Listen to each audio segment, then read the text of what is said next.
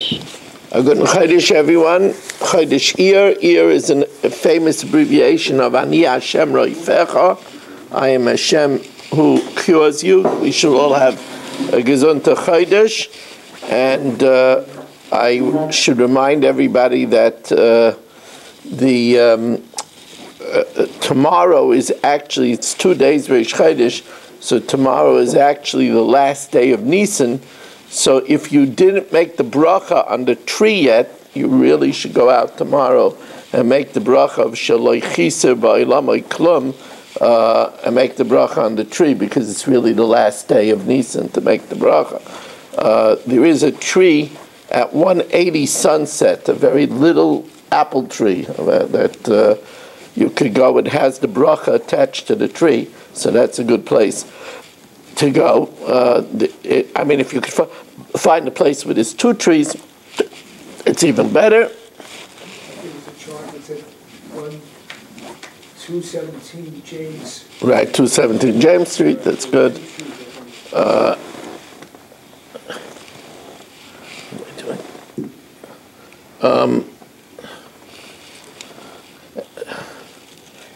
Is that the money tree? Yeah, when you say the bracha, you get money. No, that's the tree where sometimes we go to hang people. 50 almost high?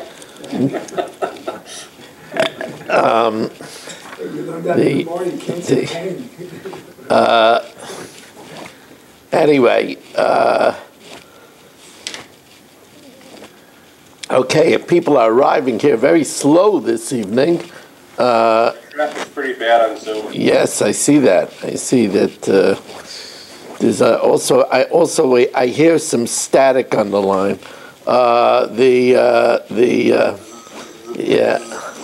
You remember those days where you had to wait for that noise to get your DOS connection? Oh boy. You talking about dial-up? Yeah. America Online. Yeah, what American Online? I had CompuServe.com. CompuServe.com 3577 at 3477 CompuServe.com. That was my number. That's a very, very long time ago. Is that in the 80s? That was your search engine, Netscape? Huh? Not Netscape, no. But I never had a Radio Shack Tandy. That I never had. But I did have the dot matrix printers, those crazy things. You didn't have a TRS-80? No. My first my first computer was an IBM AT. It was an IBM AT that costed $5,000. Holy cow. $5,000. Now your keychain has more. It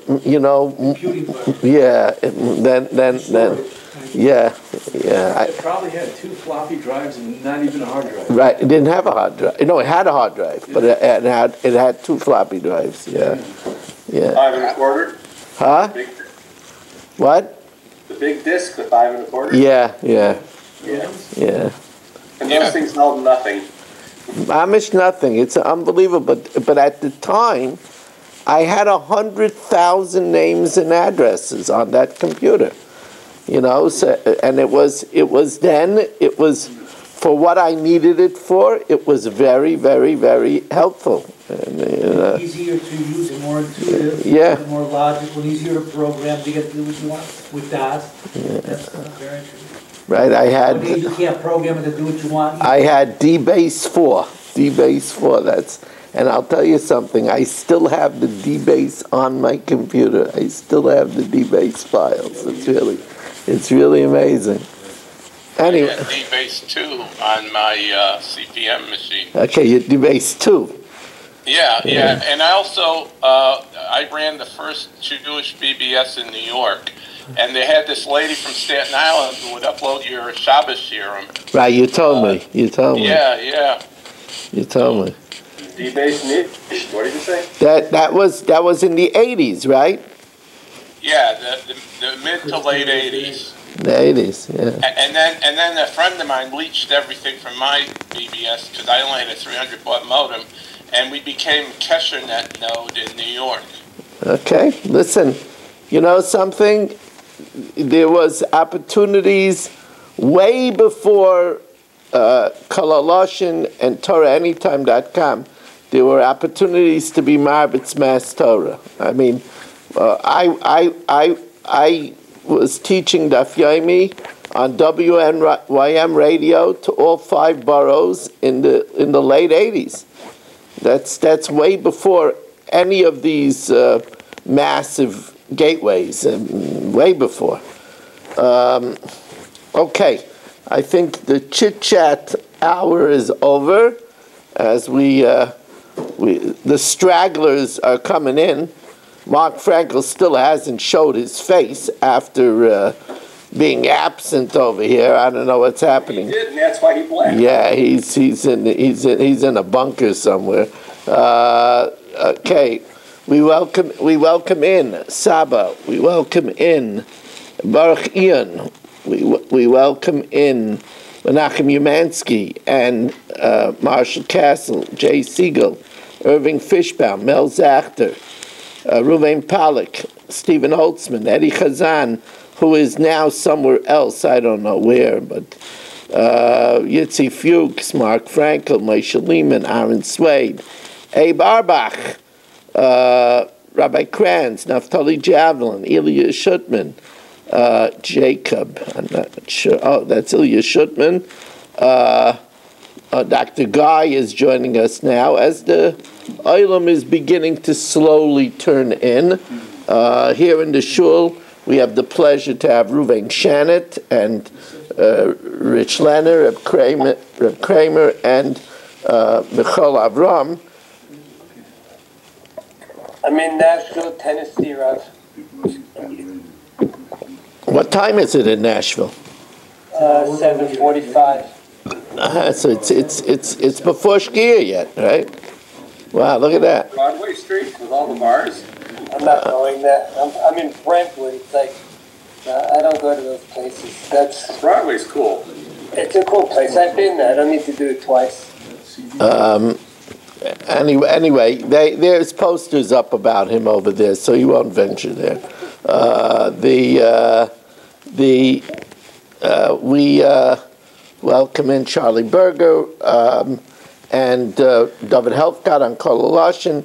We are dedicated by A.B. Spry and family that all his children should become Babas in the schus of the Babas. I see Nachman Chapler has joined us, and we are dedicated by Michal Avram. Everyone should learn Shas with Gesund. We are holding by Bnei Rev Elish, which is 5 lines from the bottom of Daf Samach Chesed Beis. 5 lines from the bottom of Daf Samach Chesed Beis. Bnei Rav Elish, the children of Rav Elish. What happened is Rav Elish had passed away, and his children, Nofek Alayu Hahushtara, there was presented to them a document that they were involved.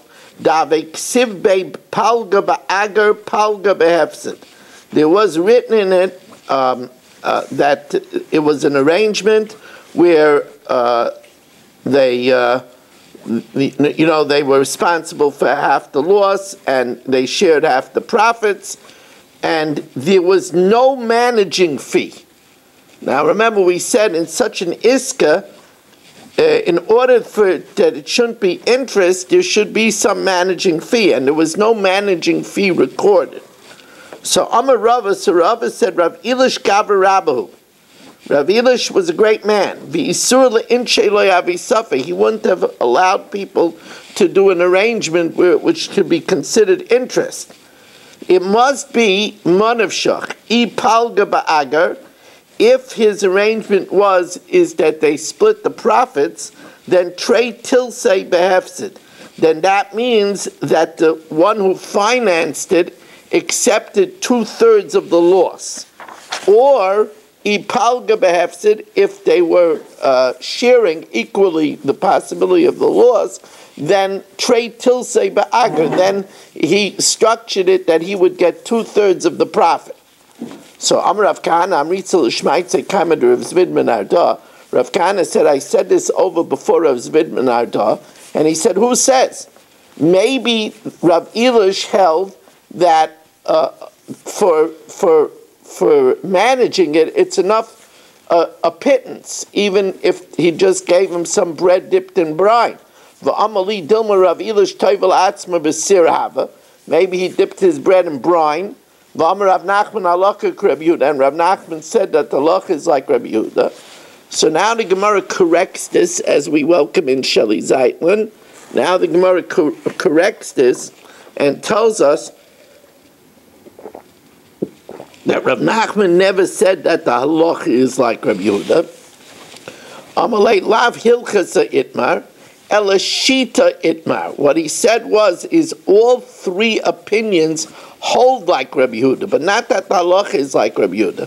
And Achinami Mistava, because if he was saying that the halacha is like Reb Yehuda, why did he have to say the halacha is like all three opinions? He should have just said that the halacha is like Reb Yehuda. Why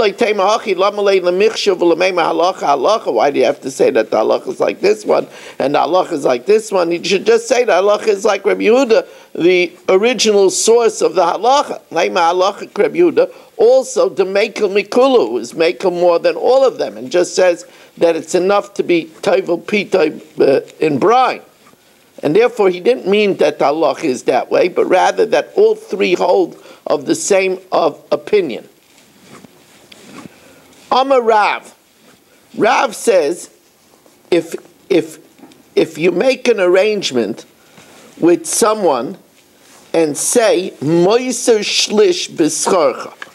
In other words, the one that's financing the venture says any profit over 1/3, in other words, if let's say he advances $100, so any profit over 33 1/3 is yours. Moiser shlish b'scharcha harizem mutter. That's allowed.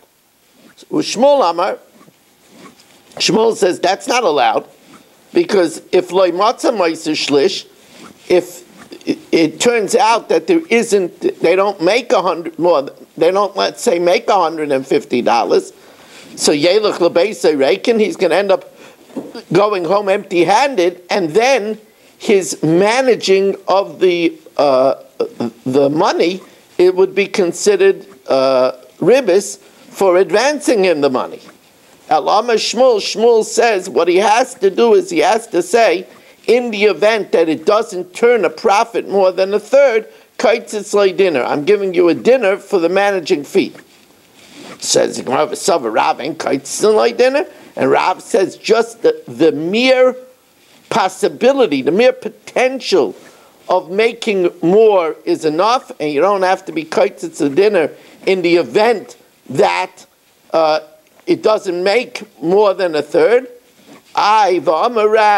Rav says that if you give an animal to a man to fatten for half the profit, you have to give him the head of the egel, you have to give him the head of the calf as payment.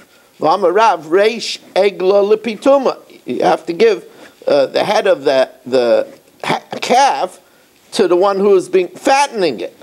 My lav, isn't it talking about a case to Amalei Moiser Shlish B'scharcha, where he told him that if there's more than 1/3 profit, it's yours, and yet you have to give the head of the calf.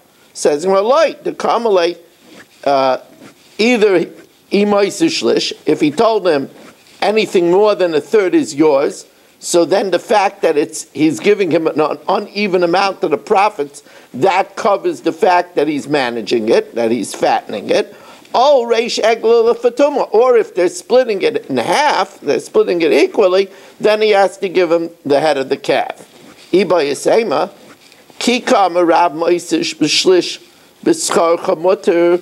When did Rav say, where he tells him that more than a third is permitted, that's talking about going to Islay Behema L'Didei. That's talking about a situation where the one that's fattening it is fattening it his own animal also. So he's fattening his own animal also. He's not really putting himself out and doing anything extra. Because as we say, the same thing, if a person is making a whole meal for his family and invites one guest, how much is he doing for the one guest? He's making the soup anyway, he's making the cholent anyway, he's not doing anything extra. So here, if he has another animal, so he's not doing anything. As the Gemara says, when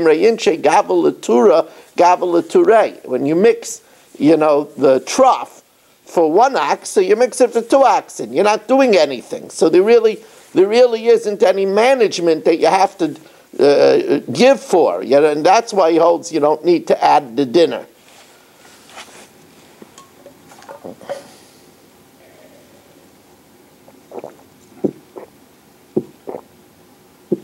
Now, in the next case, Rabbi Elazar Me'agrunya, Zavan Behema.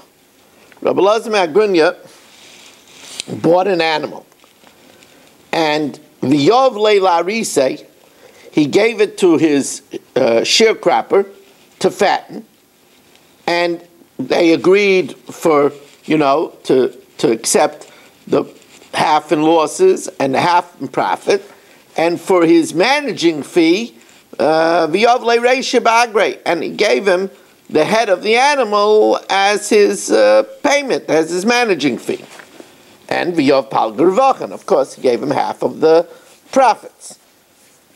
Amrulei Dibisei, the sharecropper's wife said to him, this is because it was his animal.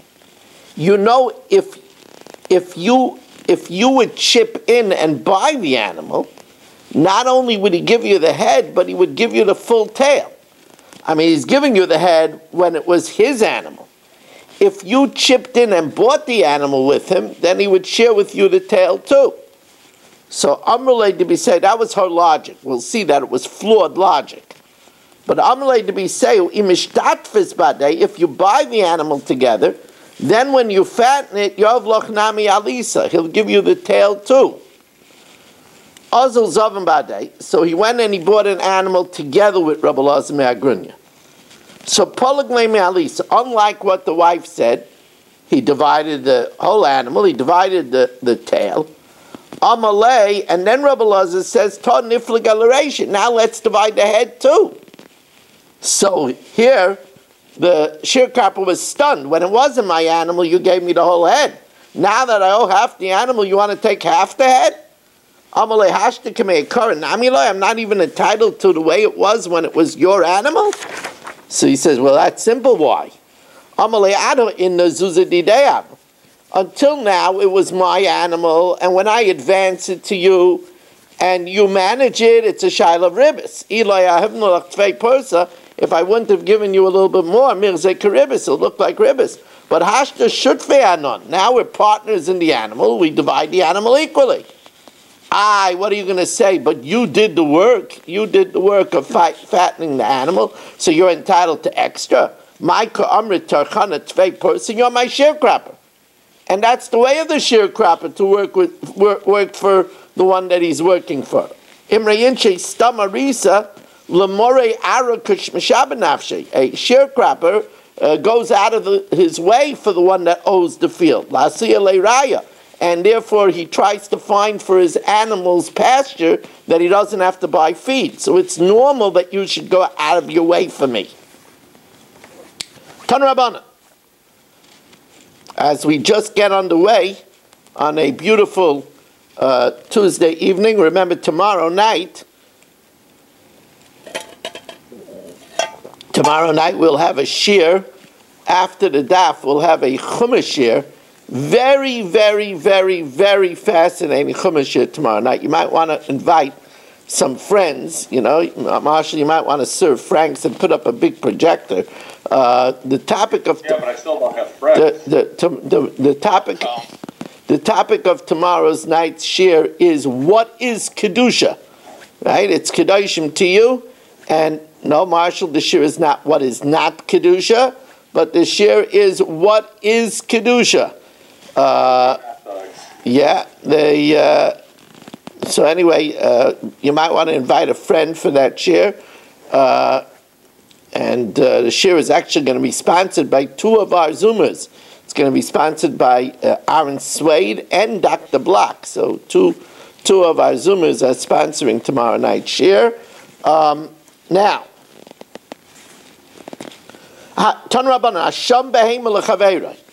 in the event that I evaluate an animal and I give it to, I give it to Menachem Yamansky to break in. So how much does he have to work it with it? For how long? If I give him a donkey to break in, 18 months. Gaidus is small livestock, 24 months. And if he wants to terminate the arrangement and split it before that, I could stop him.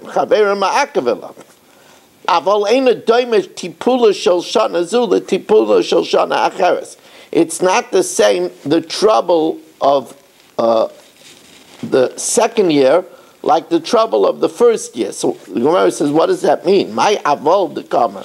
What does that mean? Ella lefi. You know why you can't stop it?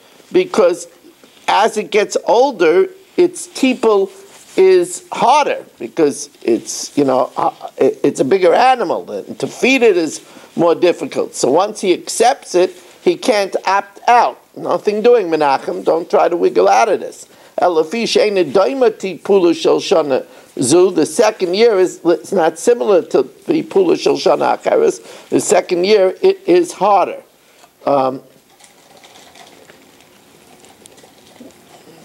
Do you know if there's any cold water, Michal Avram, in the Tanya Idach? We learned in another brisa, Hasham behema lechaverai. If one assesses an animal, admasei chayiv letapel bavlodos. If the animal gives birth, how long does he have to raise the children? So bedaka, by small livestock, lamed yom, 30 days, or begasa, and in the case of large livestock, nun yom, 50 days. Rabbi Yossi says bedaka gimel chadashim, by small livestock, it needs to be 3 months, tipula meruba, because its handling is excessive. In other words, we need a trained person to handle it. My tipula meruba. You know why? Because its teeth are very small, and therefore it needs a lot of care. Thank you very much. Now, after that, here it's an interesting thing. If, let's say, I gave Marshall my animal to fatten with an arrangement of half profit, and my animal gives birth, so the animal that it gives birth to is part of the profit. Now, if it stays by Marshall longer, he takes half of it and half of the second half, because half of it is his profit that he's entitled to. Then he works with the other half, and he's entitled to half of that. So he takes half of the second half. Look how happy Marshall is. Mamish, he's really, I'm telling you, when he makes money, he's a different person.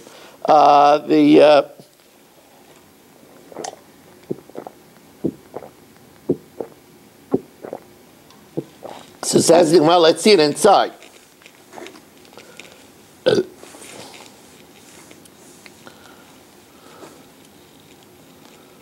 He takes the half that's his, and half of the second half, because now he's managing the second half. But now let's see that this is not so simple. So if you're dealing with somebody, if you know what I mean, slippery, so you have to be very careful. Rav Menashe Bar Gada, Shokol Machzeh Shaloi, he took half of his, v'chatzi mechza b'shel chavera, and half of the financer. Also, the Kamid Abaya came before Abaya, Amalei, and Abaya said to him, Man polaglach, who divided it for you? V'oid, and furthermore, Mokum shenogu legadalhu. It's a place where the herdsman doesn't raise it only for 30 or 50 days, but rather he has to raise it until it's big. And the Tzanan Mokum shenogu legadal yagdilu. He has to raise it until it's mature. And therefore, he's not entitled to compensation for raising the animals. And therefore, he can't take half of the second half. Half is his, half is the other one's. But he also cannot divide it on its own. As the Gemara tells us now of a case, Hano Tre Kusai. Now, Kusai over here is not referring to people disparagingly as Kusim, but rather these are just two Chashiva Jews from the land of Kusa. So Hano Tre Kusai, the Ovid Iska Bade Adadi, they made an arrangement. Also Chad Minayu Polig Zuzay. One of them went ahead and divided the money. In other words, they made an arrangement.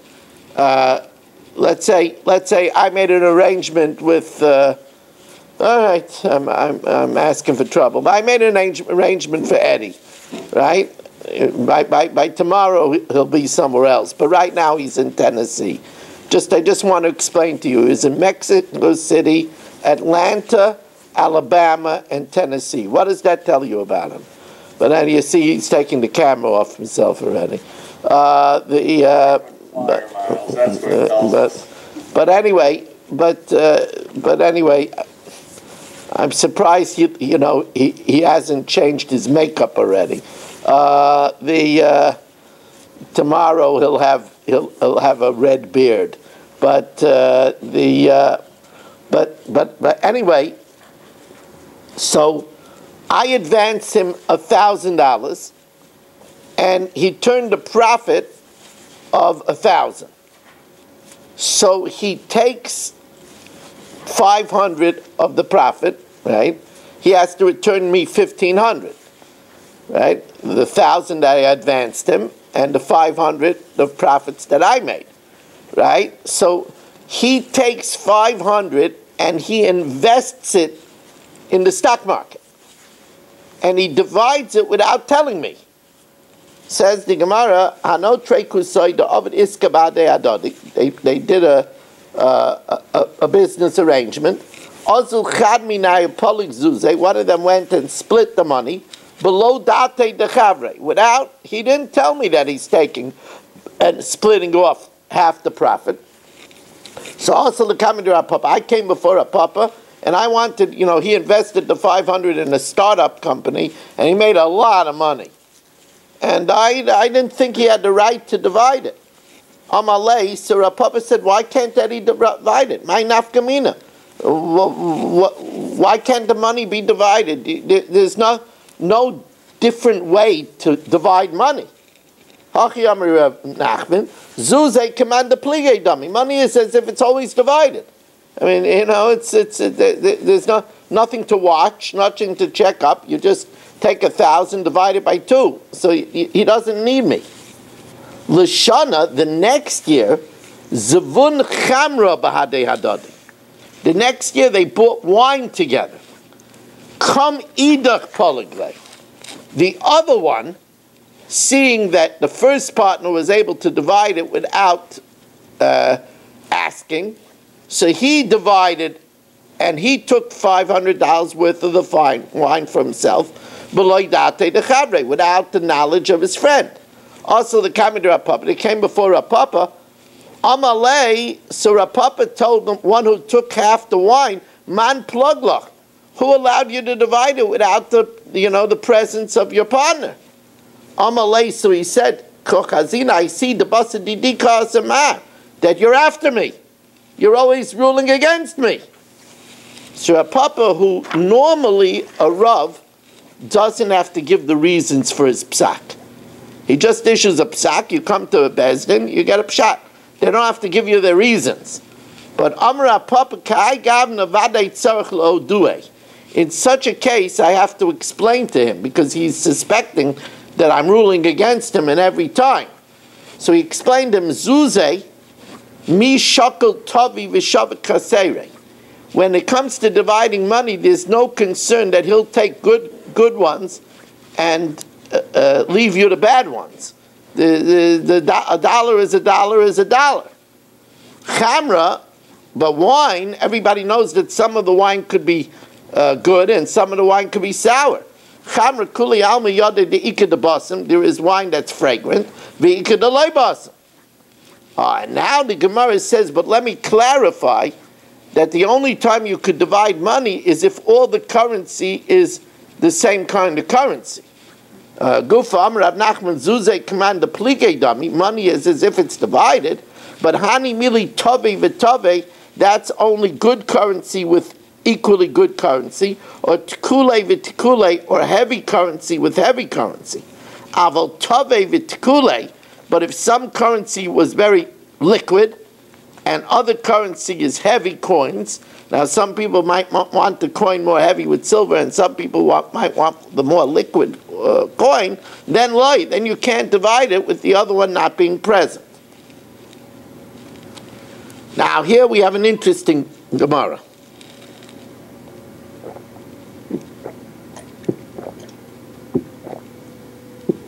And I should have said that it's a simcha that we turned another blot of Ezel Neshech. Please realize that we only have 6 blot left in Ezel Neshech. By tomorrow it's only 5 blot. It's enough that that Rich wants to get up and do a kazatzka. That would be interesting, Rich. You're doing a kazatzka. Rich says we'll sell tickets to raise for a bigger shul, right? The whole Lakewood would come to see Rich doing a kazatzka. Fuchs do a kazatzka. What?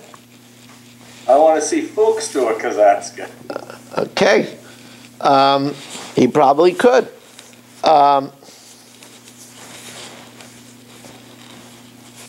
Some people are a kazatzka.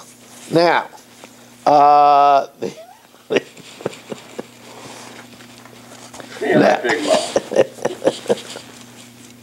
anyway, Rav Chama did an interesting thing.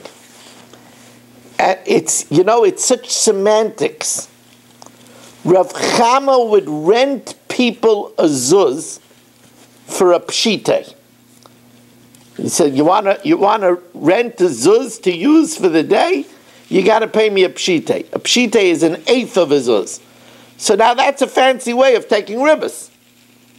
But he didn't say he rented him a zuz for a pshite. So Rav Chama, Guf says in Gemara, Rav Chama have a moger zuze bepshita b'yayma. Rav Chama would rent people a zuz for a pshita a day. If you wanted to get a zuz for use from Rav Chama, you had to pay him back the zuz plus a pshita per day. And we know that if somebody takes interest, we learned earlier, he loses his money. And the Gemara says such was the fate of Rav Chama. Kalu zuzei de Rav Chama. Rav Chama lost his money. He lost his zuzim. So the Gemara says, what was the rationale that why Rav Chama allowed himself to do this? So the Gemara says Rav Chama had a very good rationale. He said, look, I could rent Rich my shovel and charge him a zuz a day. So what's the difference, my shovel or a zuz? If I can rent him my shovel for a pshita a day, so why can't I rent him a zuz for a pshita a day? It sounds very good. Who's sover? He holds maishna mimara. What's the difference from renting a hoe? However, v'loihi, because mara hadra be'ena, the hoe you return the same hoe that I gave him, and v'yadia pchase, and it's recognizable that there's some depreciation in the hoe. So the rent is for the depreciation in the hoe, the depreciation in the shovel. Zuzay loy hadraben. You don't return the same zuz. V'lo yediyah pchase, and there's no depreciation. Since there's no depreciation, the payment is for ribbis. You could do that if you get that coin back. No, because you're missing the second reason. What was the second reason? Depreciation. Oh, and the other coin doesn't appreciate. Correct. Now the Gemara is going to tell us cases which are allowed. Listen to this case. Amar Rava, Shari leila inish lameimer leila chavre. I could tell. Listen to what's allowed.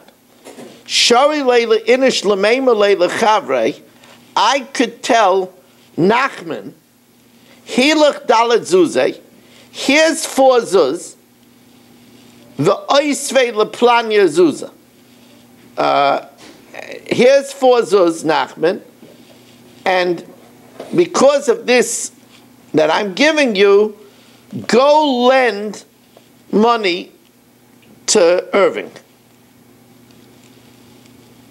Now, Irving wouldn't be able to give Nachman money that he should lend the money. That would be ribbis. But I could give Nachman money and I could tell him, give a loan to Irving. Again, I could tell Nachman, hey, look, here's 4 zuz, do me a favor and lend $100 to Irving. Why is that allowed? Because it's only forbidding if Irving gives something to Nachman. I could tell Nachman, here's money, and give Irving a loan, and there's nothing wrong with that. Another case. I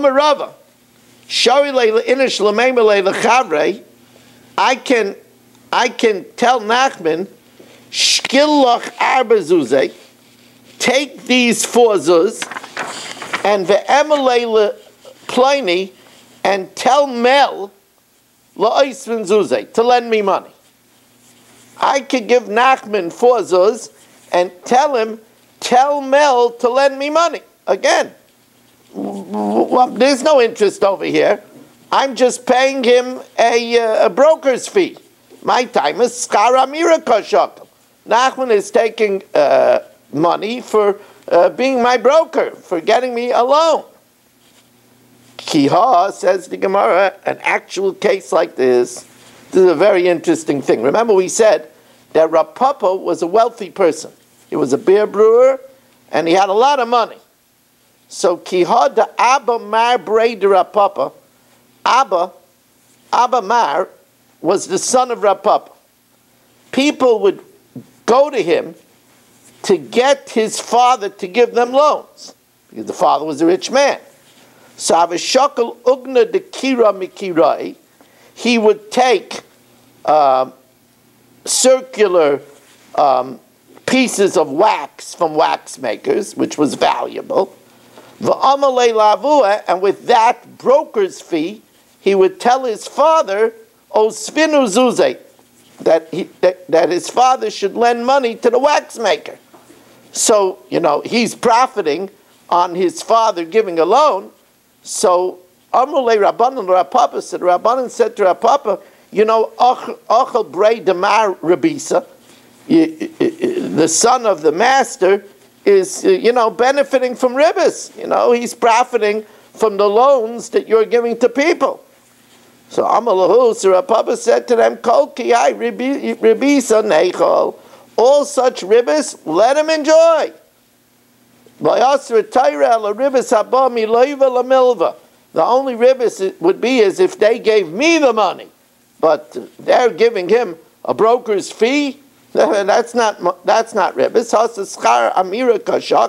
Here they're getting a broker's fee, vishari, and it is permitted. Okay, moving along at a very nice clip over here. Let me remind you again what the schedule will be this evening. After we finish the daf, we will count Svira, and then after counting Svira, we will continue our fascinating journey in Masechta Saita, in the Mishnah Yaimis.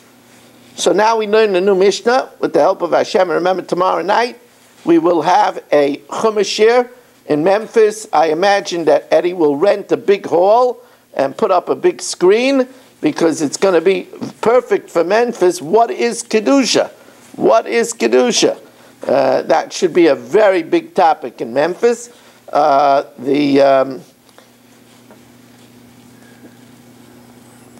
The country people and music are all into Kedusha. Holy rednecks there, you got it. Now,